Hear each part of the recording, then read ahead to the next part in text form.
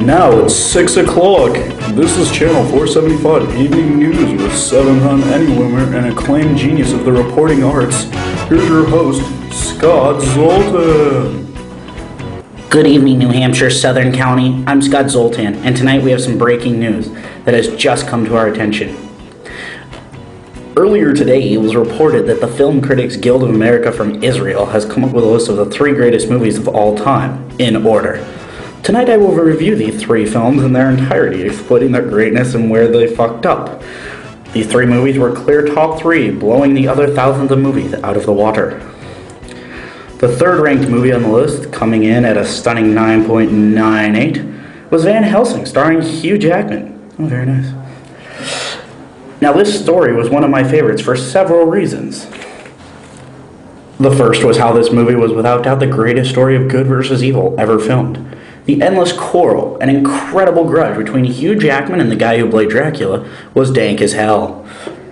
Second, the film also clearly displayed boobies on a level that nothing has ever seen. Wow, those were some epic titties. Finally, the movie had a fucking wolfman who could run the 40 in 3.2 seconds. However, was never able to catch any of the goddamn main characters. Now, with an on-set exclusive with our garbage man in the field, Big Bri the Garbage Guy. Thanks, Scott. Here I am, Brian Cecilopoulos, on the set of Van Helsing. As you can see, it's dark as shit. Most identical to the movie itself, which as you can tell makes it very hard to see visibly what the fuck is going on. I'm Brian with the field exclusive. Back to you, Scott. Thanks, Brother. Now, the number 2 movie in the countdown, receiving a 9.99 in the ranking, was The Mummy. Now, this was clear why it was the 2nd greatest movie ever made, because of a few things. The Frasier.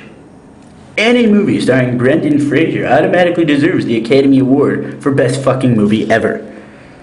Brendan Fraser's character Rick O'Connell goes head-to-head in what is clearly the greatest display of good versus evil with a mummy. Now, the Mummy was clearly cheaply invincible and sexy, but immune to all but one thing. The fucking right hook of Brendan Fraser. The cliches and superb acting in this film excited all, including the dick in my pants. After critics rewatched the film, they found that Brendan Fraser yelled unnecessarily 4,162 times throughout the course of the movie, as well as firing 2,986 bullets out of his 6-shot pistol without ever reloading. Now to Berlin with a studio chat with the movie critic elf, Riley Moyer. Thanks, Scott. I found The Mummy to be a badass for several reasons. However, the only thing that The Mummy needed to make it the most epic movie ever was Sameth Aran. I highly doubt that The Mummy would have been immune to the pure ass-kickage that Samus's gun displayed. All in all, I give this film 2 very high thumbs up. Back to you, Scott. Thanks, Douchenozzle. Finally, we have made it to the number 1 movie of all time in the countdown, Godzilla. Now, without a doubt, Godzilla is the greatest film displaying good versus evil ever, with evil being the environment, non-sensitive government, and good being Godzilla and his little baby Raptorzillas. The existentialism displayed by the government in this film helped many people find God in their lives. Matthew Broderick was as well a part of the good team. Now, when it comes to Matthew Broderick giving the most memorable acting performance of our time, Godzilla also displayed great acting qualities. Now, besides the fact that Matthew Broderick is more badass and gets more pussy than Peter fucking North, he acted so sweet and sexy as part of the greatest love story of our time. In Godzilla, Matthew Broderick and his female counterpart, that one chick, displayed a love story that was the best of our kind. Her acting was more brilliant than that of Mark Hamill in Star Wars, who is commonly mistaken for a woman.